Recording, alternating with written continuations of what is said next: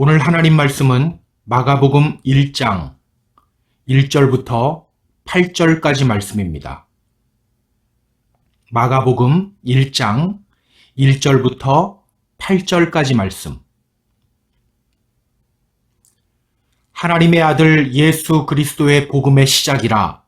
선지자 이사야의 글에 보라, 내가 내 사자를 내 앞에 보내노니 그가 내 길을 준비하리라.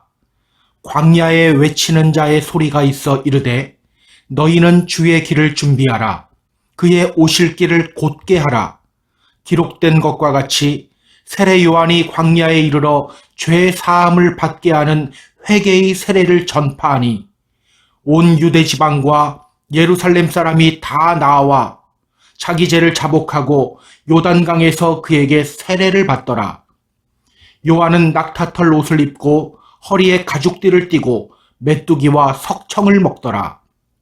그가 전파하여 이르되 나보다 능력 많으신 이가 내 뒤에 오시라니 나는 굽혀 그의 신발끈을 풀기도 감당하지 못하겠노라.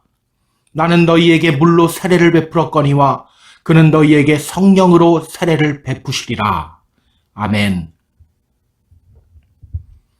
오늘은 대림절 두 번째 주일입니다. 대림절이 어떤 절기죠? 성탄절을 앞두고 주님의 오심을 기다리는 4주간의 기간을 대림절이라고 합니다. 지난 주일에도 말씀드렸듯이요, 이 대림절이라는 말은요, 원래 에피파네이아라는 헬라어 단어에서 왔어요. 에피파네이아, 성경에서 이 단어가 주로 언제 사용되었다고 했죠? 예수님의 재림에 대해 언급할 때 사용되었습니다. 예수님의 재림에 대해서 언급할 때. 그렇다면 여러분, 우리는 이 대림절을 어떻게 보내야 합니까? 단지 크리스마스 시즌이 아닌 종말을 준비하는 자세로 이 시간을 보내야 합니다. 나는 과연 예수님 맞을 준비를 하고 있는가?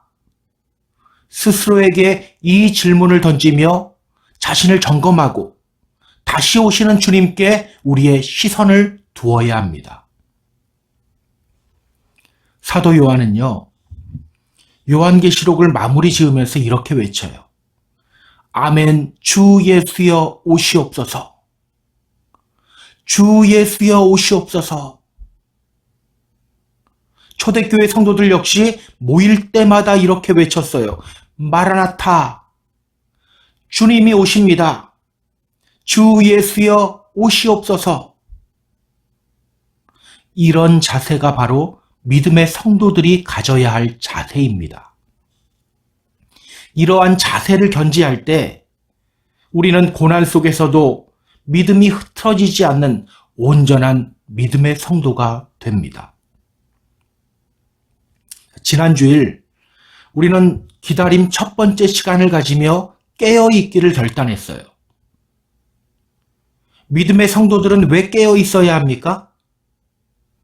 주님이 다시 오시는 날이 언제인지 알 수 없기 때문에. 그렇다면 여러분, 어떻게 하는 것이 깨어 있는 건가요? 감람산에 오르는 것이 깨어 있는 거예요. 쉽게 말하면 예수님을 거부하는 세상과 선을 딱 긋고 맞짱 뜨는 것이 바로 깨어 있는 겁니다. 하나님과 세상 사이에서 줄타기 잘하는 것이 쿨한 게 아니에요. 구별된 삶을 살아가는 것이 바로 깨어 있는 거예요. 오늘은 기다림 두 번째 시간입니다. 주님 맞을 준비하기 위해서 또 우리에게 필요한 것이 무엇일까? 주님 맞을 준비하기 위해서 또 우리에게 필요한 것이 뭘까? 오늘 본문을 보며 함께 알아보도록 하겠습니다. 자, 그럼 본문으로 들어갈게요. 1절입니다. 1절, 하나님의 아들 예수 그리스도의 복음의 시작이라. 하나님의 아들 예수 그리스도의 복음의 시작이라. 짧은 한 문장인데요. 여기에는 엄청나게 크고 깊고 강렬한 믿음의 선포가 들어 있습니다. 성경 잘 보세요. 예수 그리스도를 어떤 분이라고 합니까? 하나님의 아들. 하나님의 아들 예수 그리스도. 예수님을 하나님의 아들이라고 합니다. 하나님의 아들. 이 고백이 뭐 그렇게 대단한 고백입니까? 오늘 우리도 하는 고백인데요. 이렇게 생각할지도 모르겠어요. 그런데 여러분, 당시에는요, 이 고백이 정말 쉽지 않은 고백이었어요. 당시 이 고백은요, 아주 혁명적인 고백이었어요. 신의 아들, 이 소리를 들으면 당시 사람들은 누구를 떠올렸을까요? 신의 아들, 누구 떠올렸을까요? 로마 황제. 당시 사람들은요, 로마 황제를 신의 아들이라고 여겼어요. 그런데 오늘 마가는요, 뭐라고 선포하며 그의 복음서를 시작합니까? 하나님의 아들 예수 그리스도. 하나님의 아들 예수 그리스도. 아니다. 로마의 황제가 신의 아들이 아니다. 예수 그리스도가 하나님의 아들이다. 로마 황제가 아니다. 예수 그리스도가 하나님의 아들이다. 이렇게 선포하고 있는 겁니다. 자, 본문을 또 보세요. 하나님의 아들 예수 그리스도의 복음의 시작이라. 예수 그리스도의 복음의 시작이라. 더하여 마가는 말합니다. 예수 그리스도의 복음의 시작이다. 예수 그리스도의 복음. 이 표현도요, 굉장히 혁명적인 표현이에요. 복음, 무슨 뜻입니까? Good news, 복된 소식이라는 뜻이에요. 헬라어 성경을 보면요, 유앙겔리온이라는 단어를 사용합니다. 유앙겔리온. 이 단어가요, 당시 사람들에게 어떤 단어였을까요? 이 단어가 당시 사람들에게 어떤 단어였을까? 이 단어는요, 왕과 연결된 단어였습니다. 왕의 아들이 태어난다는 소식, 왕이 즉위했다는 소식, 왕이 전쟁에서 승리했다는 소식, 그것이 바로 유앙겔리온, 복음이었어요. 자, 그런데 오늘 마가는 뭐라고 합니까? 예수 그리스도의 복음, 예수 그리스도의 복음, 로마 황제가 복음이 아니다. 예수님이 복음이다. 이렇게 선포하고 있는 거예요. 예수님이 복음이다. 특히 이 유앙겔리온이라는 단어는요, 원래는 전쟁에서의 승리를 알려주는 그런 소식을 뜻합니다. 아주 기쁜 소식을 뜻해요. 여러분, 유명한 마라톤 전투 아시죠? 그리스와 페르시아가 마라톤 평지에서 전쟁을 했어요. 그리스 입장에서는요, 이게 나라의 운명이 달린 전쟁이었어요. 반드시 승리해야 하는 전쟁이었어요. 사람들은 그 전쟁이 승리하길 바라며 소식을 기다립니다. 그리고 그 바람대로 그리스가 전쟁에서 승리하게 됩니다. 그때 승리의 소식을 전해줄 한 병사가 출발하죠. 그 병사가 먼 길을 달려와서 사람들에게 외쳐요. 우리가 이겼다!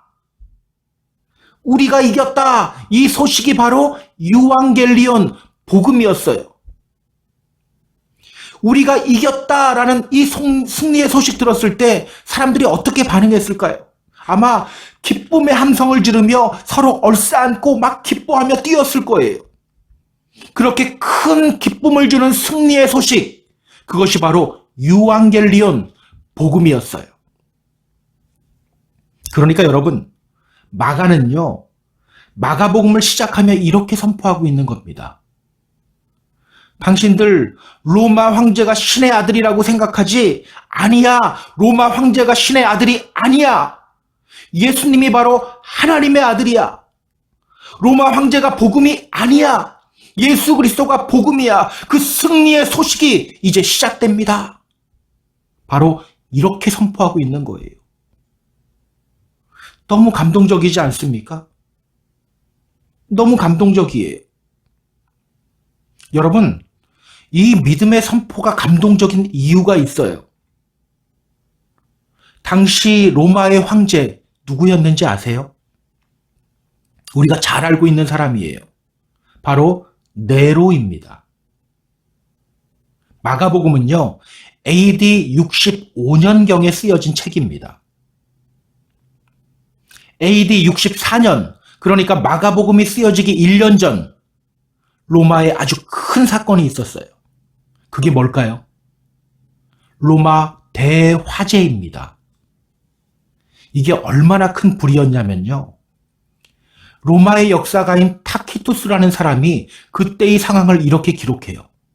그때 이 타키투스가 로마에 있었고 9살이었거든요. 이제 커서 기록하는 거예요. 위용을 자랑하던 로마 제국은 불길에 휩싸이고 시내는 공포와 죽음의 지옥이 되었다.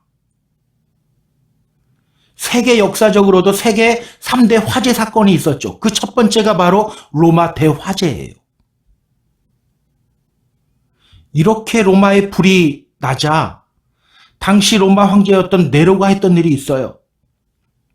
그리스도인들을 국면 전환용으로 사용했습니다.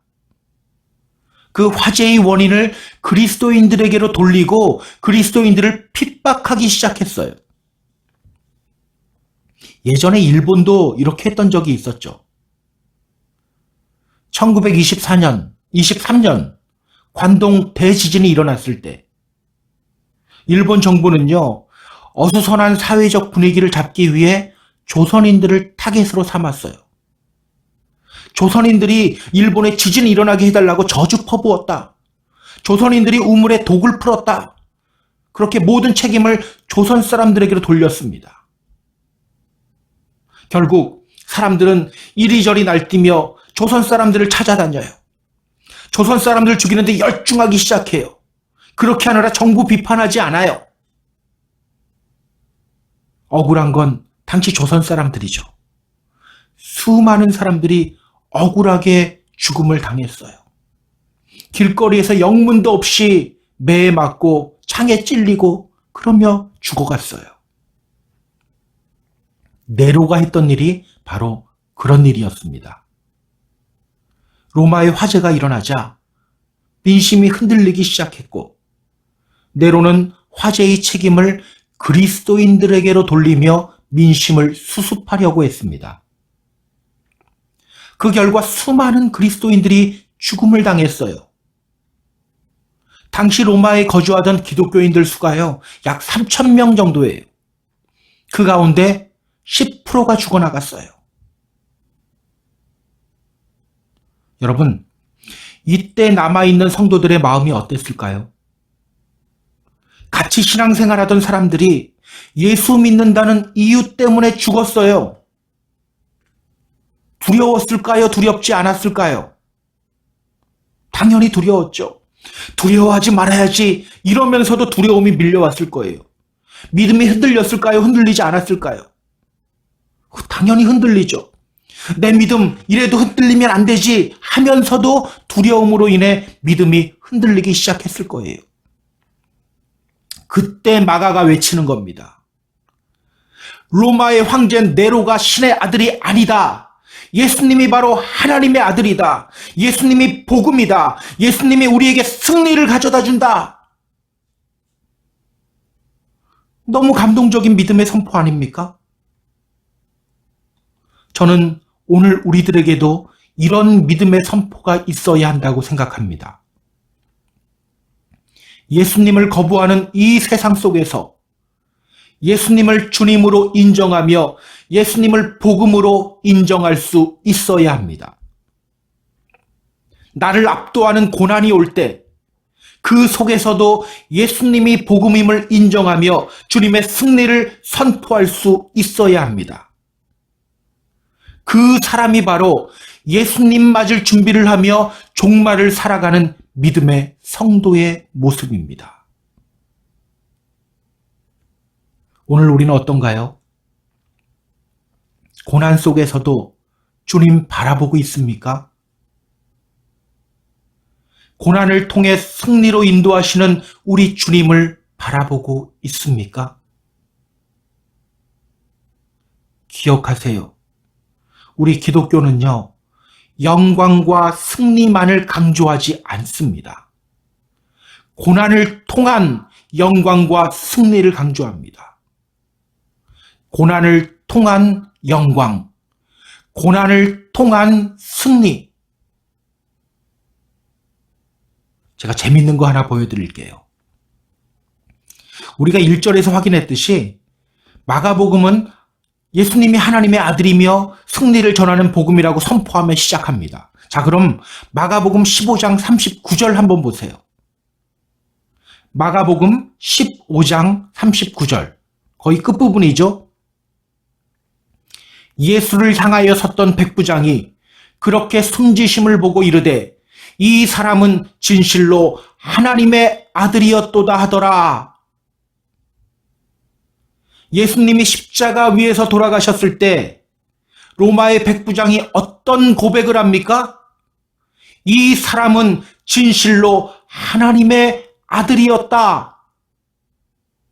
그러니까 마가복음은요, 예수님이 하나님의 아들임을 증언하며 시작하고 또 예수님이 하나님의 아들이라고 증언하며 마무리를 지어요. 그래서 이 성서학자들은요, 신학자들은 이 마가복음의 정서 중에 하나가, 그 의도 중에 하나가 메시아닉 시크릿, 메시아의 비밀을 드러내는 거라고 이야기를 하기도 해요. 이렇게 마가복음은요, 예수님이 하나님의 아들임을 증언합니다. 그런데요, 이 마가복음은 동시에 고난복음이라고도 불립니다. 그만큼 마가복음에는요, 예수님의 고난 이야기가 다른 복음서들보다 훨씬 많아요. 이것이 무엇을 의미합니까? 하나님의 아들 예수 그리스도를 믿으며 승리를 이루기 위해서는 고난도 받아야 한다는 거예요. 고난 없이는 안 된다는 겁니다. 고난 속에서도 믿음 잃지 않고 예수 그리스도를 복음으로 인정할 때에 승리를 경험하게 된다는 겁니다. 그래서요, 바울도 로마서 8장 17절에서 이렇게 말하죠. 우리가 그와 함께 영광을 받기 위하여 고난도 함께 받아야 할 것이니라. 우리가 그와 함께 영광을 받기 위하여 고난도 함께 받아야 할 것이니라. 오늘 고난의 시간을 지나고 있는 분 있나요? 억울함의 시간을 지나고 있는 분 있나요? 그 고난 속에서, 그 억울함 속에서 승리 주시는 주님을 바라보시기 바랍니다. 나에게 고난을 주는 그 상황과 그 사람을 바라보기보다는 그 고난을 통하여 우리에게 승리를 주시는 예수 그리스도를 바라보시기 바랍니다. 그렇게 예수님을 기다리며 예수님 맞을 준비를 하며 종말의 자세로 이 때를 살아가는 저와 여러분이 되기를 주님의 이름으로 부탁드립니다. 자, 그렇다면 여러분, 승리의 주님을 기다리며 우리가 해야 할 것이 뭘까요? 승리의 주님을 기다리며 우리가 해야 할 것. 오늘 성경은요, 우리 예수님을 하나님의 아들이요 승리의 기쁜 소식이라고 선포하면서 우리에게 한 사람을 소개합니다. 그 사람이 누구인지를 봐야 돼요. 누구죠? 누구를 우리에게 소개합니까? 세례 요한. 세례 요한을 우리에게 소개합니다. 여러분, 세례 요한이 어떤 사람입니까? 세례 주던 사람, 그냥 이렇게 말하면 안 됩니다. 2절, 3절 보세요. 2절, 3절. 선지자 이사야의 글에 보라, 내가 내 사자를 내 앞에 보내노니 그가 내 길을 준비하리라. 광야에 외치는 자의 소리가 있어 이르되 너희는 주의 길을 준비하라. 그의 오실 길을 곧게 하라. 기록된 것과 같이. 오래전 하나님은 말라기 선지자를 통해 이렇게 선포하셨어요. 말라기 3장 1절에 나오는 내용이에요. 만군의 여호와가 이르노라. 보라, 내가 내 사자를 보내리니 그가 내 앞에서 길을 준비할 것이요. 메시아가 오시기 전 길을 준비하는 사람을 보낼 거라는 예언의 말씀이에요. 또 하나님은요, 이사야 선지자를 통해 이렇게 말씀하셨어요. 이사야 40장 3절에 나옵니다. 외치는 자의 소리여 이르되 너희는 광야에서 여호와의 길을 예비하라. 사막에서 우리 하나님의 대로를 평탄케 하라. 메시아가 오시기 전 광야에서 외치는 자의 소리가 있을 거라는 말씀이었어요. 주의 길을 예비하라. 주의 대로를 평탄하게 하라. 고대 시대에는요, 왕의 행차가 있을 때 왕이 가는 길에 전령을 먼저 보냈습니다. 그 전령의 역할은요, 왕이 지나갈 길을 미리 준비하는 것이었어요. 왕이 오신다는 것을 사람들에게 알리고 길에 장애물이 있으면 치우게 하고 또 움푹 파인 웅덩이가 있으면 메워서 평탄하게 만들었어요. 세례 요한이 바로 그런 사람이라는 겁니다. 왕으로 오시는 주님의 길을 준비하는 사람. 더 정확히 말하면요, 주님의 길을 준비하라고 선포하는 선지자입니다. 선지자. 자, 오늘 그의 행색을 보세요. 6절은 말하죠. 요한은 낙타털 옷을 입고 허리에 가죽띠를 띠고 메뚜기와 석청을 먹더라. 여러분, 이 모습이 누구의 모습과 비슷합니까? 누구의 모습과 비슷하죠? 엘리야 선지자의 모습과 비슷해요. 열왕기하 1장 8절을 보면요, 사람들이 엘리야에 대해서 이렇게 묘사해요. 그는 털이 많은 사람인데 허리에 가죽띠를 띠었더이다. 낙타 털옷을 입은 그를 보며 사람들은 털이 많은 사람이라고 묘사했어요. 또 허리에 가죽띠를 띠었죠.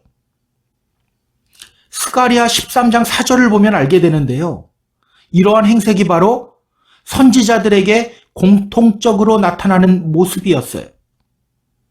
따라서 세례 요한은요, 주님의 길을 준비하라고 외치는 하나님이 보내신 선지자입니다. 하나님이 보내신 선지자. 주님의 길을 곧게 하라고, 주님의 길을 준비하라고 외치는.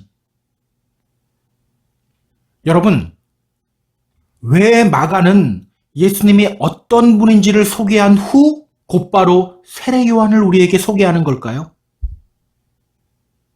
왜 곧바로 세례 요한을 우리에게 소개하는 걸까요? 이유는 간단합니다. 승리의 주님을 경험하기 위해 우리가 반드시 들어야 할 메시지가 있다는 거예요. 주님 맞을 준비를 하기 위해서 우리가 반드시 들어야 할 메시지가 있다는 거예요. 바로 오늘 세례 요한이 전하는 메시지를 우리가 들어야 한다는 거예요. 그것 듣고 실천하는 것이 주님 잘 맞이하는 방법이요, 그것이 바로 고난을 통하여 승리를 경험하는 길이라고 말하는 겁니다.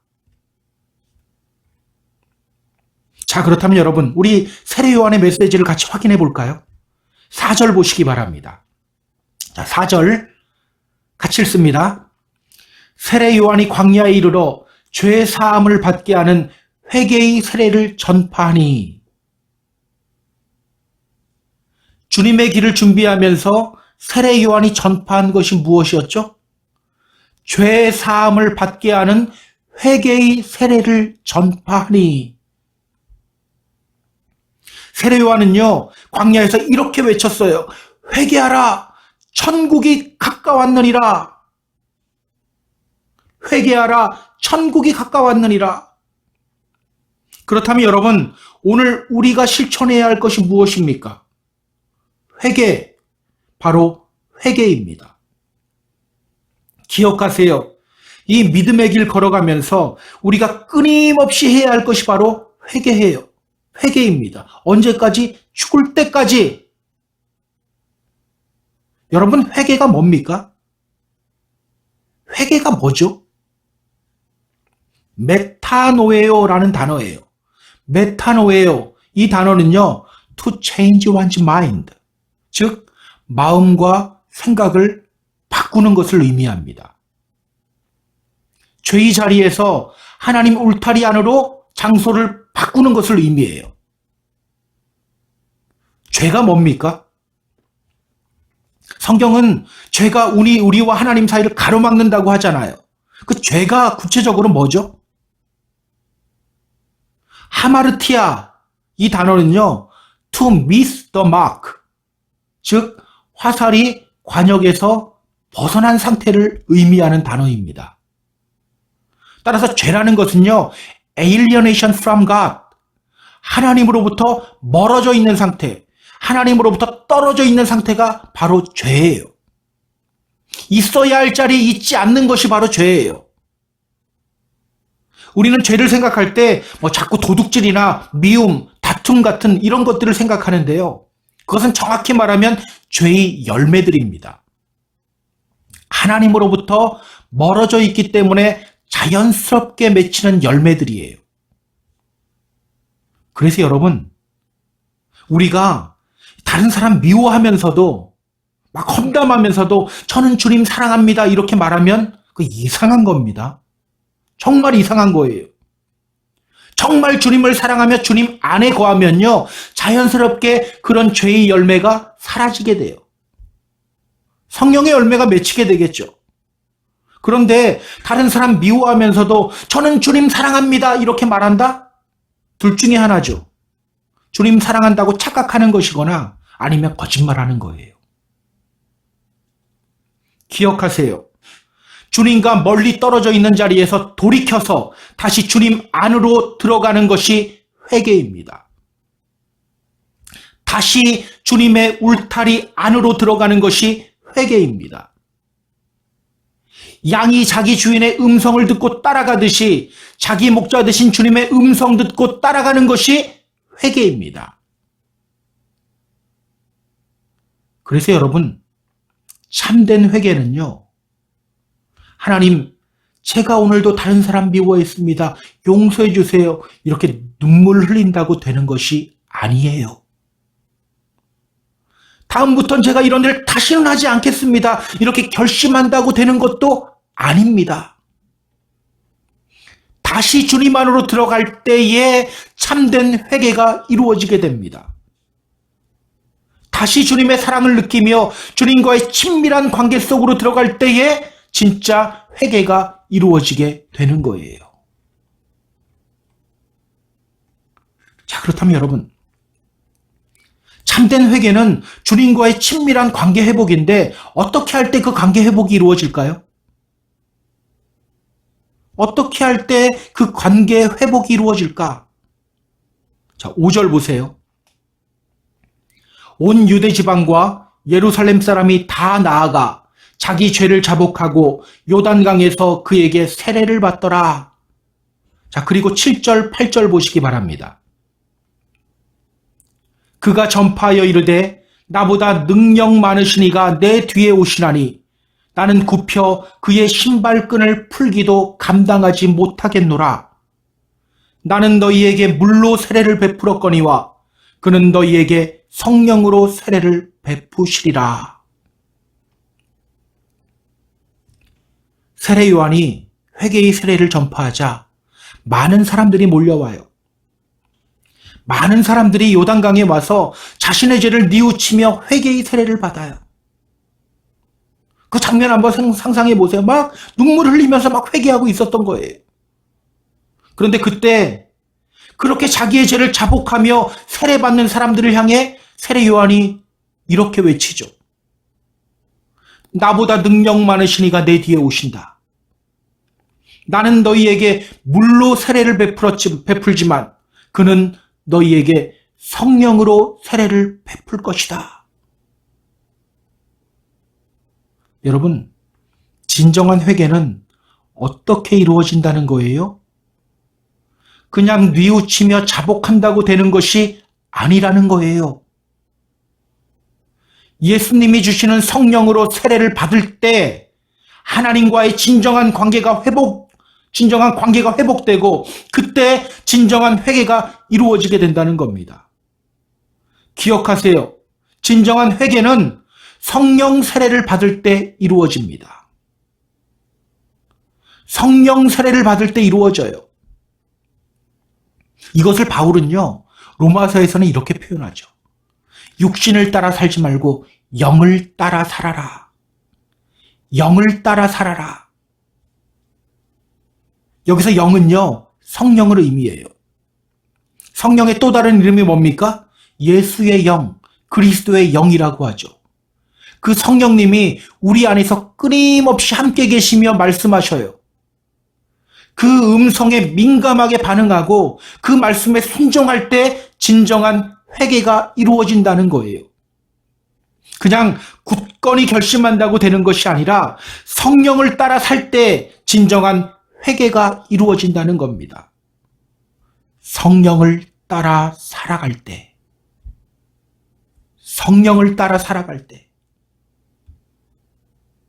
여러분, 왜 진정한 관계 회복은 성령을 따라 살 때 이루어질까요? 왜 굳건히 결심하는 것만으로는 안 될까요?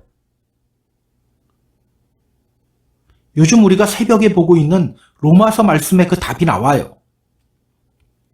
성경 찾아볼까요? 로마서 8장 26절입니다. 로마서 8장 26절 신약성경 251페이지입니다. 이와 같이 성령도 우리의 연약함을 도우시나니 우리는 마땅히 기도할 바를 알지 못하나 오직 성령이 말할 수 없는 탄식으로 우리를 위하여 친히 간구하시느니라.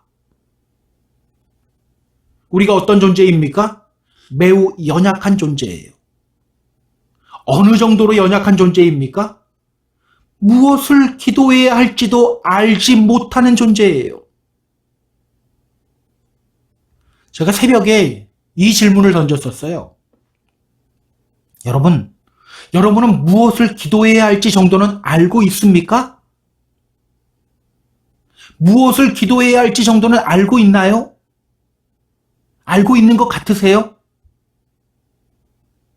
성경을 보면요, 모든 것 버리고 예수를 따랐던 제자들도 무엇을 기도하고 간구해야 할지를 잘 몰랐어요. 예수님이 십자가 죽음을 말씀하셨는데 그 말씀이 끝나자마자 야고보와 요한이 무슨 짓을 합니까? 어머니를 통해서 예수님께 청탁을 해요. 나의 이 두 아들을 주의 나라에서 하나는 주의 우편에 하나는 주의 좌편에 앉게 명하소서. 그 청탁을 받는 예수님의 마음이 어땠을까요? 무지무지 답답했을 것 같아요. 답답한 마음에 예수님이 말씀하셔요. 너희는 너희가 구하는 것을 알지 못한다. 내가 마시려고 하는 잔 너희가 마실 수 있어? 더 황당한 거는요. 그런데 그들이 뭐라고 대답합니까? 예, 할 수 있습니다. 고난의 메시지를 선포해도 알아듣지 못하고 영광의 길만 생각하면서도 자신들은 할 수 있다고 말해요. 자신들이 무엇을 간구해야 하는지도 무엇을 간구하는지도 무슨 말을 하는지도 몰랐던 거예요. 주님으로부터 여러 계시를 받았던 바울, 그 역시 그랬죠. 바울에게는요, 스스로 육체의 가시라고 부르는 불치병이 있었어요. 하나님이 그에게 그 육체의 가시를 허락한 이유는요, 하나님의 능력이 약한 데서부터 온전하여지기 때문입니다. 그런데 그는요, 한동안 떼를 쓰며 하나님께 기도했어요.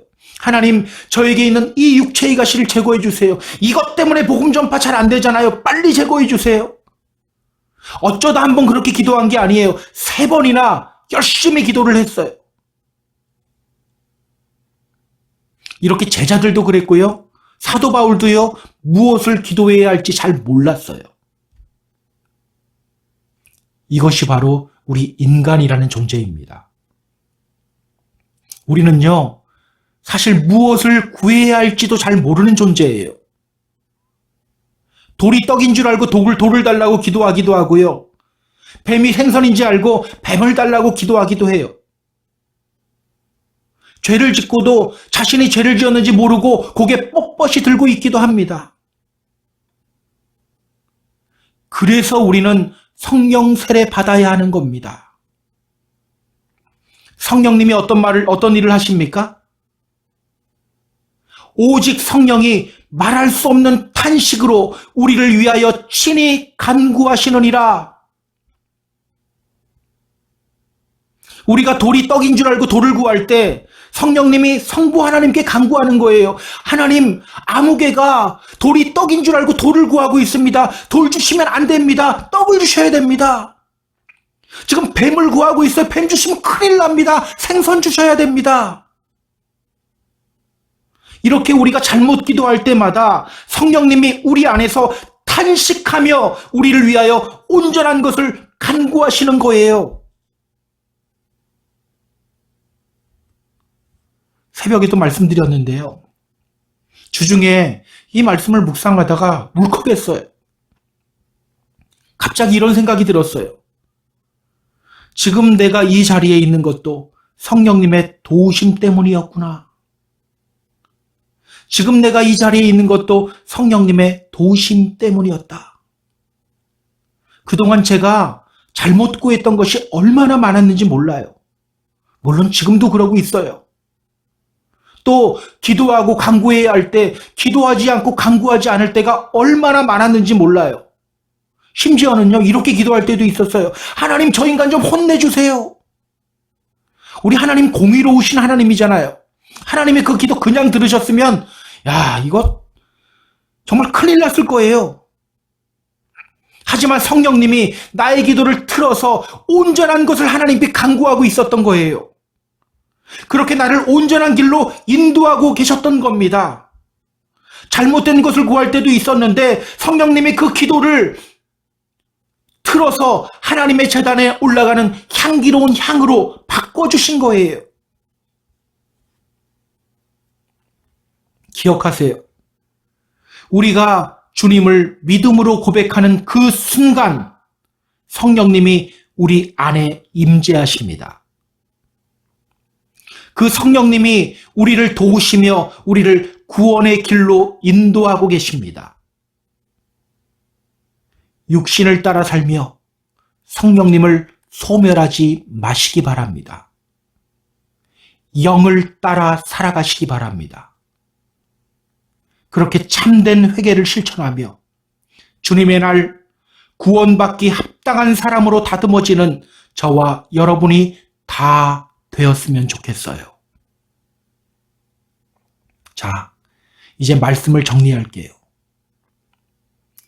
우리 사랑하는 펜사콜라 한인교회 성도 여러분, 이 대림절, 기다림의 시간, 깨어서 주님 맞을 준비를 하시기 바랍니다. 혹시 고난 중에 있나요?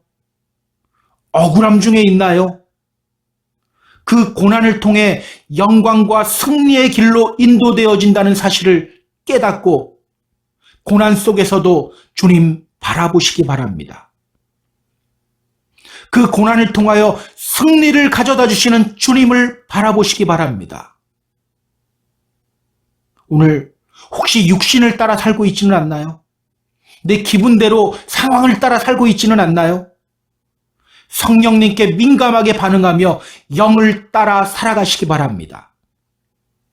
그렇게 참된 회개를 통하여 다시 주님 안으로 들어오시기 바랍니다. 그렇게 주님 맞을 준비를 하며 그리스도의 날 구원받기 합당한 사람으로 다듬어지는 저와 여러분이 다 되기를 주님의 이름으로 축복합니다. 축복합니다.